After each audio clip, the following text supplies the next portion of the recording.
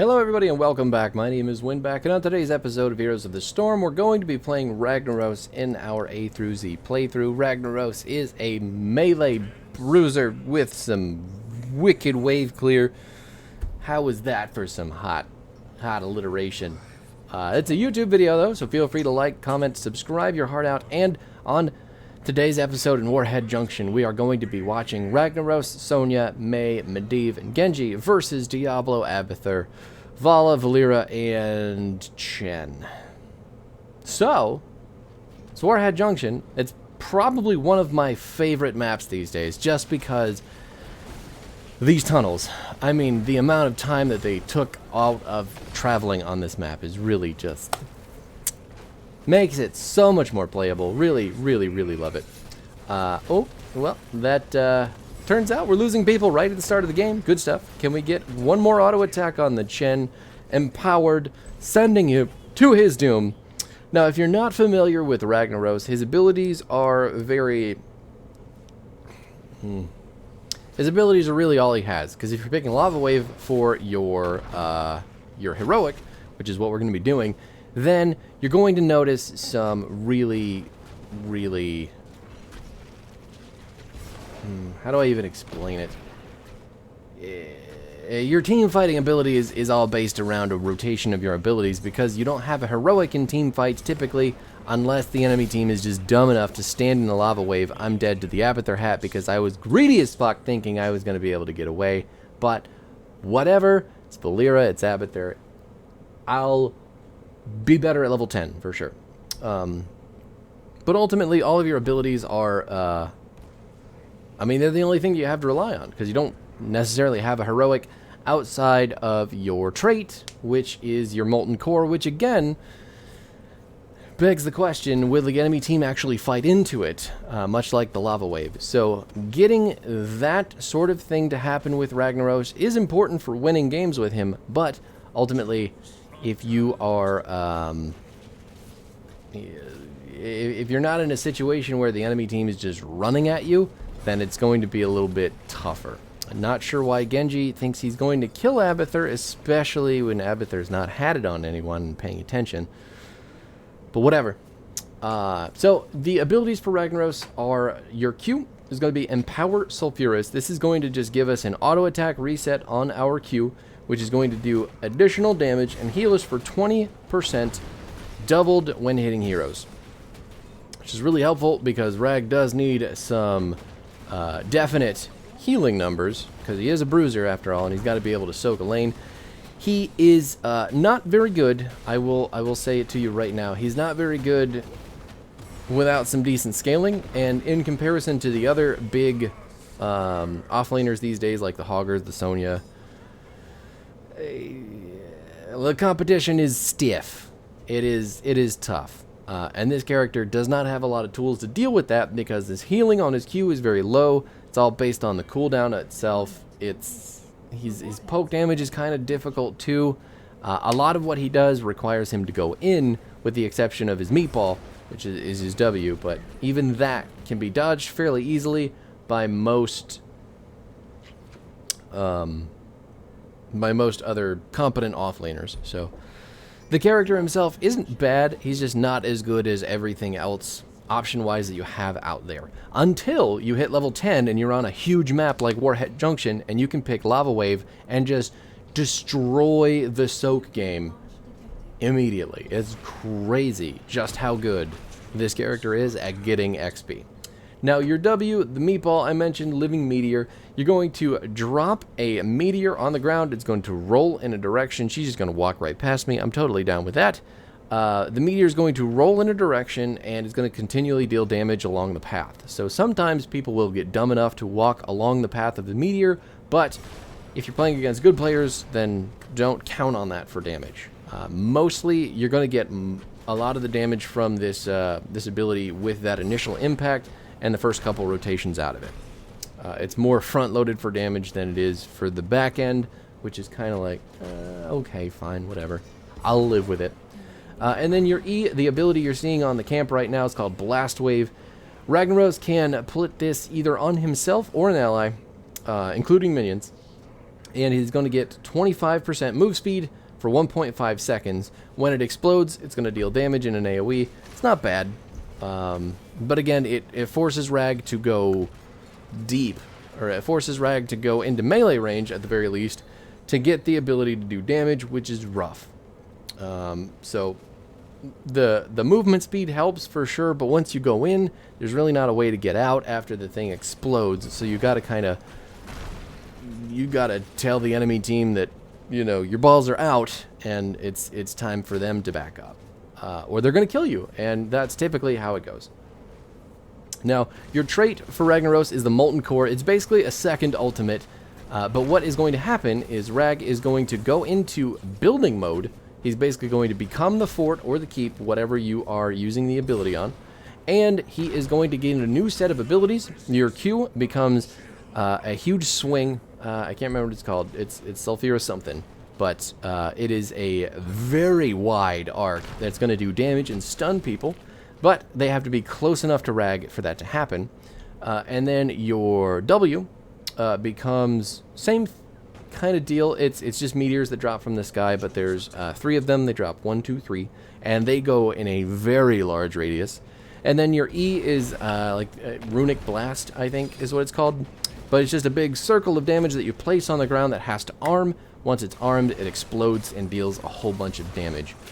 Valeera jumping into 3 people and completely unpunished, because that's what that character is just capable of when your team doesn't CC her. Now, Molten Core is definitely more of a defensive ability, feels like. But there are situations where you can go around the enemy team to dead forts or dead keeps and use that rubble to engage Molten Core. So that, in and of itself, is really the only offensive opportunity that you're going to have, unless the enemy team has pushed really far into you, and you can use your own dead fort or regular fort or whatever. As long as there's a fort or a keep that was there at some point, you can use Molten Core on it. So that's helpful.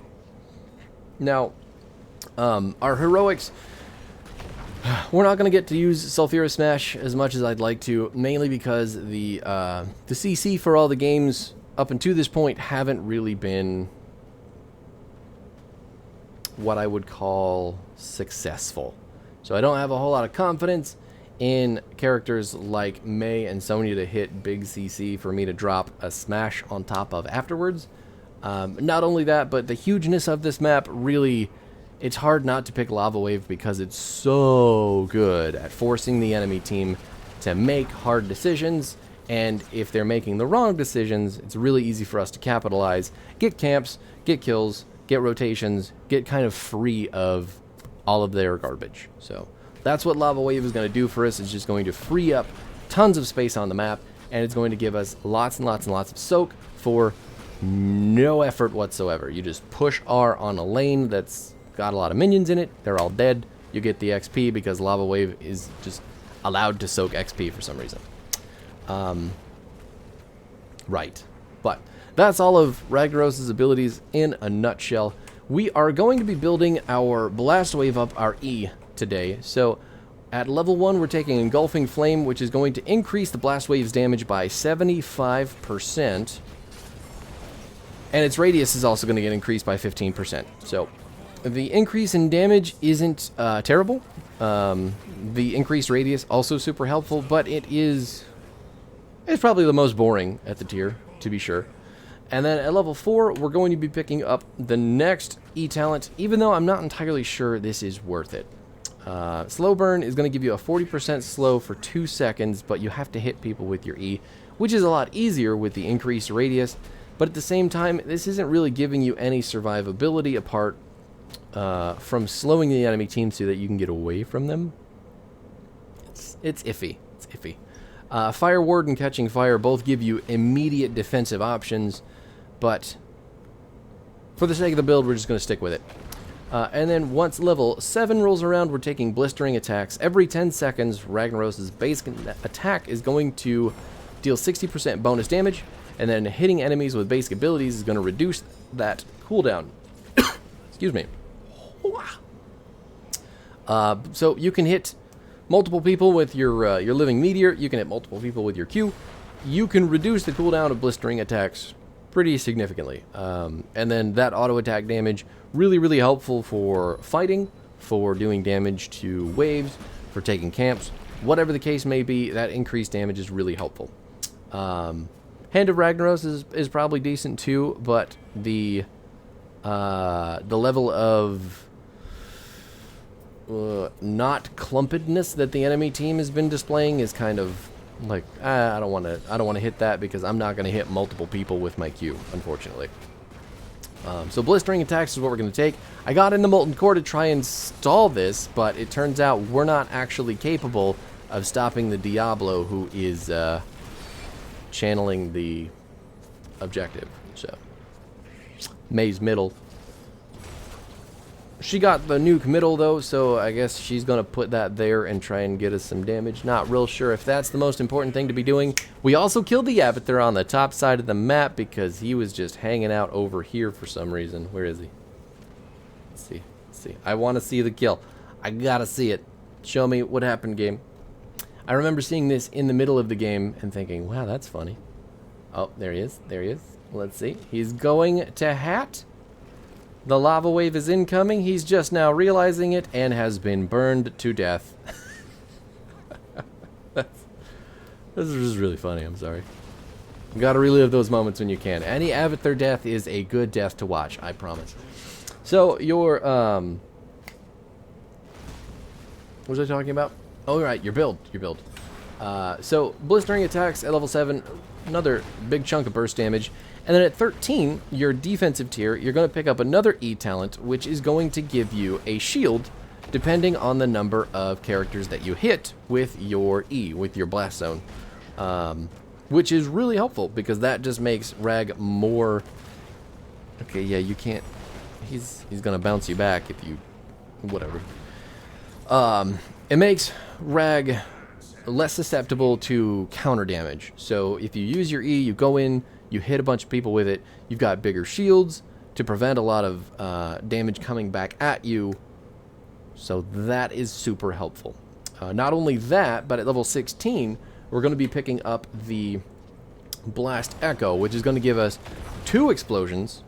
We can cast, again, if we cast the E on someone else, there's also going to be an E on Ragnaros. But if you cast it on yourself, you just get 2, which is super helpful. Vala going down, so let's just get the camp. We knew she was going to die anyway, so there's no reason not to start this bad boy and get it over with. Diablo is in the bottom lane. He could warp right up here if he wanted to, but Sonya looks like she is on him. I don't think... Wow. That's the barrel. We're not actually going to be able to get that camp because of the barrel, too. And down goes the Chen. I'm going to die next to the Seeker Bomb from the camp, which is just all sorts of upsetting for me, but... that's okay. We got 2 kills there for 1, I suppose. Didn't get the camp. He's going to get hit by that, isn't he? He's going... Okay. He did not learn from my mistakes. It's okay. Now it's a losing trade because the enemy team got the exact same number of kills and the camp, so... It's fine. Everything's fine. We've got most of the buildings. The CC train, I mean not the CC train, the lava wave train is still chugging. She misses the snowball. Can Genji get the kill on the Vala? Doesn't look like it. He's chasing real hard. And May also, oh my god, just obliterated. We're not doing great. We're not doing great, but thank God that the lava wave is still going because that just obliterated all those minions. So hopefully the catapults and some minion waves will push up and stop that from going so ham. I need help dealing with Chen because I only have 1 meatball.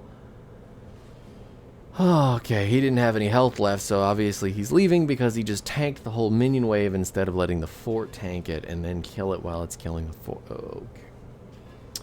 It's fine. It's totally okay. Medivh is here to save me. I am not going to get that channel. There's no way. I think he still wants to keep going. Valera's up top there, though. Looks like she's very much trying to hide, but wasn't stealthed. So, what do you want? I don't have a lava wave, if that's what you're asking for.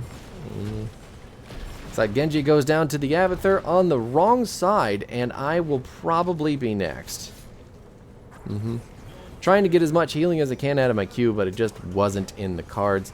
And Sonya is fighting a Diablo in the middle lane instead of helping us kill all these very low health targets. Can Mei get the kill on the Valera? Down she goes, and we've still got this happening. This is still happening. The ice wall to try and make some space for Mei. Can she get out of there? She's trying to. This looks like Sonya's finally getting some help from the minions on... Oh, there's Medivh as well. And then Diablo is finally outmatched because the rest of the team showed up to help the Sonya, who's got 0 map awareness. So that's a thing. Mei now in some trouble while we're still coming back to life. Our level 20 talent for Ragnaros is...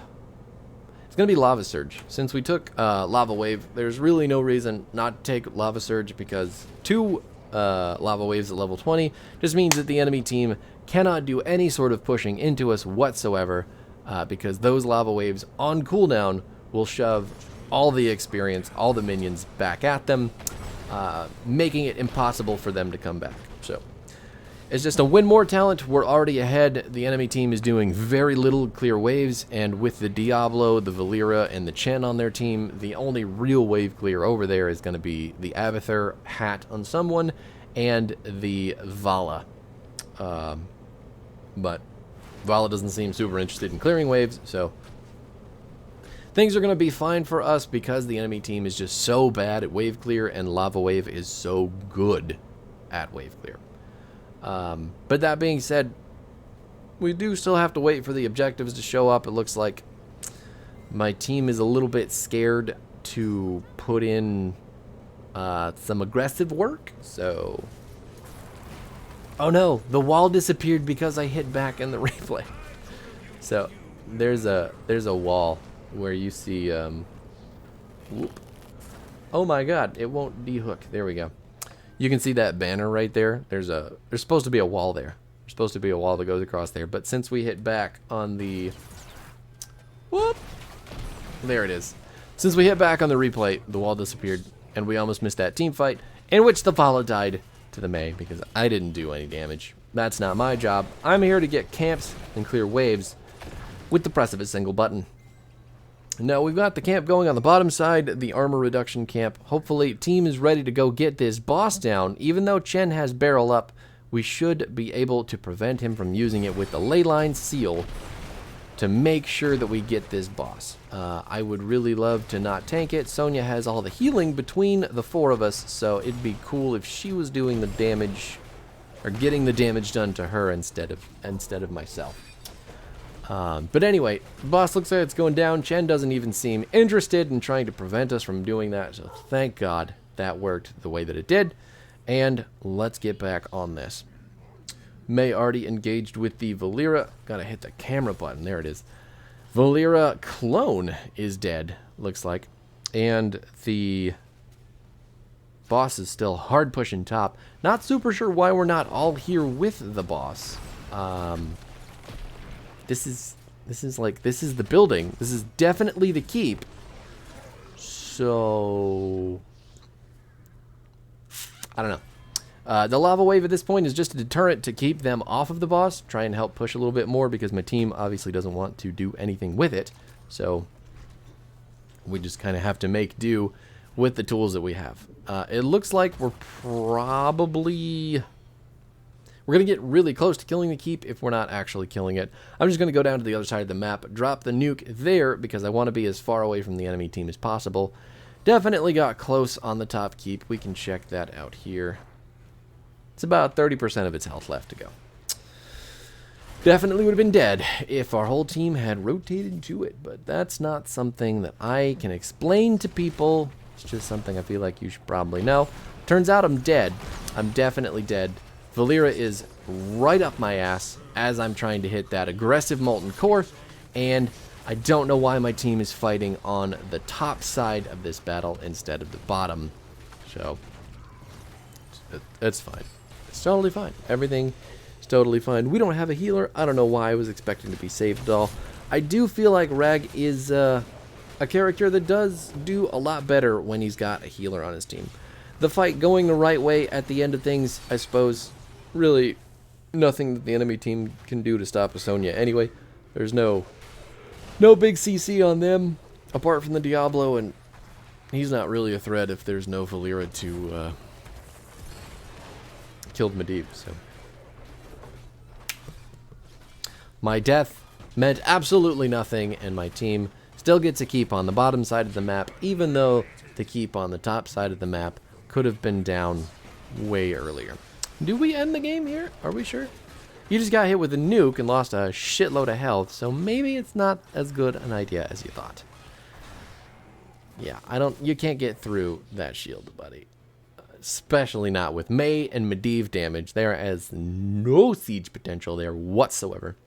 So we're going to go pick up another camp. We're going to launch a lava wave down the middle lane because that wave is pushing in a little bit too quick. Let's see. One fun trick to note. Oh my god, it's not going to kill another wave.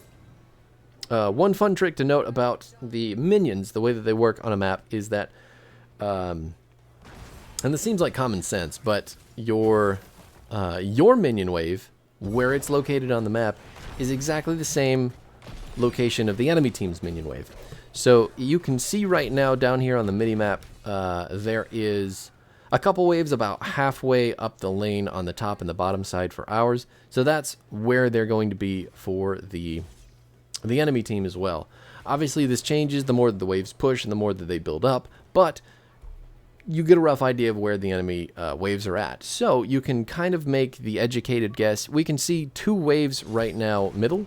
So if things were still earlier on in the game, say level 10, they'd probably just be clashing in the middle lane, and we can determine that there's 2 waves from the enemy team's side ready for us to melt with the lava wave. So that's maximum experience efficiency with that ability, and it's also really helpful when you're just trying to figure out where minion waves are, if you're trying to land abilities on them in the fog. Oh, ooh, ooh. That's a clone. It's a clone and an infinite spinning Vala, not going anywhere near that. Looks like Sonya was able to get her finally. Thank heavens that happened. And then still weird graphical bug with Vala's new skin, making her stretch all over the place. Kind of gross. Forgot what we were doing. Looks like Sonya's getting slapped around in the corner. Can't really help her there. Not sure why you're fighting so far. That probably got barreled. No, didn't get barreled because it's on cooldown. Or it's not on cooldown. Now it's on cooldown. Maybe that's a graphical bug. Maybe it was on cooldown the whole time. I don't know. I don't know. That's the only explanation I have for Sonya being in that location. Hopefully it wasn't just the player walking over towards that corner to die. Now, the boss is up again, so the win condition is there. We have all the ability in the world to finish the game, but at this point, the enemy team, they're going to get this fort. They're going to start pushing back, and they may have an opportunity to end the game with the boss as well. Not super... It's a Diablo just taking a whole bunch of damage.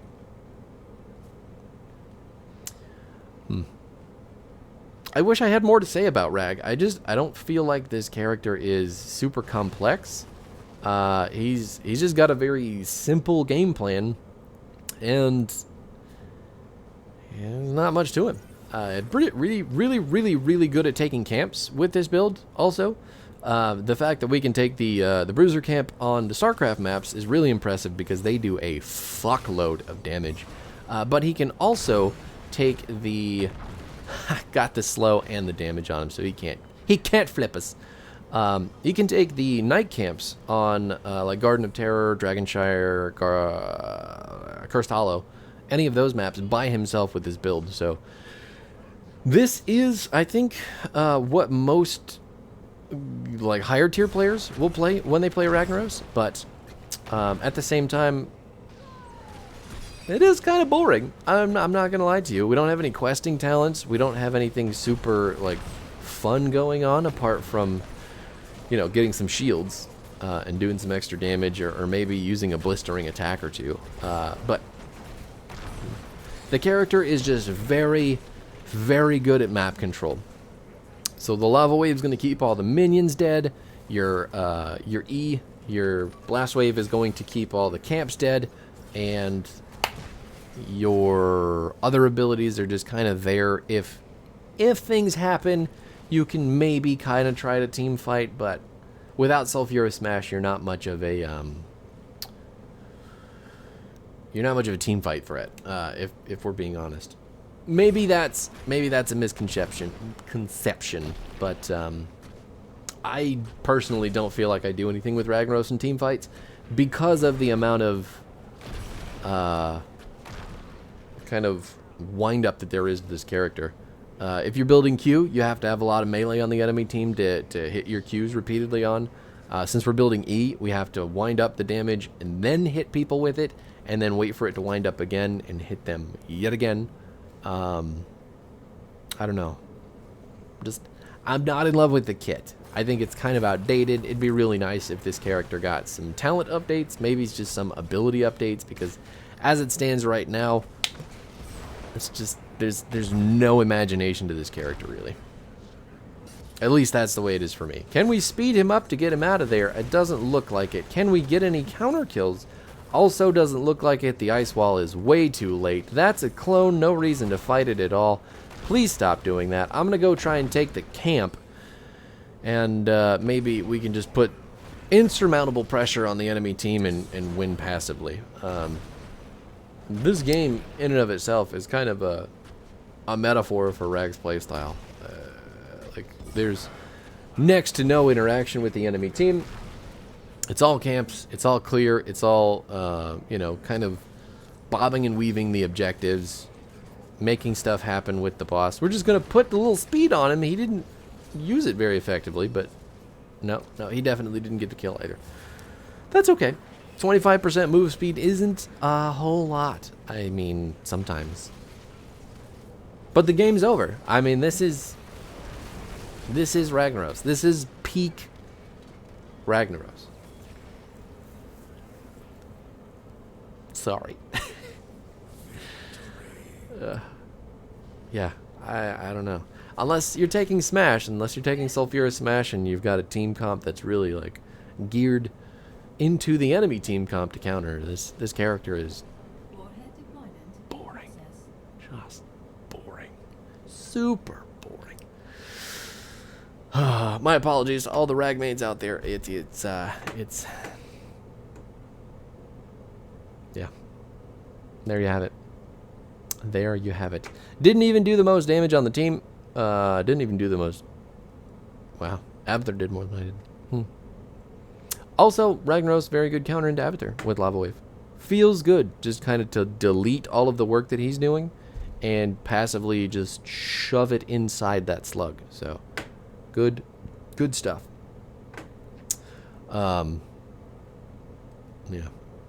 Yeah, that's 229,000 siege damage, but Vala had 212,000. Didn't soak as much XP though. That's interesting. Like, how do you get your numbers that high, but your soak is just so... Because she's very close. You would think that the XP numbers would be much more similar. I guess it's more... She's probably dealing a lot more damage to buildings than she is to minions. Whereas Lava Wave can't deal any damage to buildings whatsoever, so... Maybe that's where the siege difference comes in. Not that it's a big stat to really care about anyway. We did have 23,000 worth of self-shielding. And healing. That's not bad. That's not a bad number. It's just really, really weird to use. But anyway, it's all E talents. You've got Engulfing Flame at 1, Slow Burn at 4, Blistering Attacks at 7, Lava Wave at 10, Tempered Flame at 13, 16 is going to be Blast Echo, and then Lava Surge at level 20. Oh, I didn't realize that the cooldown got reduced. That's crazy. Once you hit 20 with Lava Surge, as long as your team is trying to win, you can definitely win, because this stupid ability prevents the enemy team from ever pushing anywhere.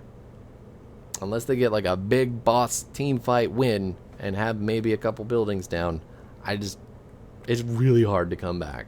at level 20 versus a Lava Wave Rag. So that's it for me. We'll be back tomorrow with Rainer. Again, I know there was just the rework Rainer a little while ago, but yeah, we'll see how that goes. Anyway, peace out, everybody.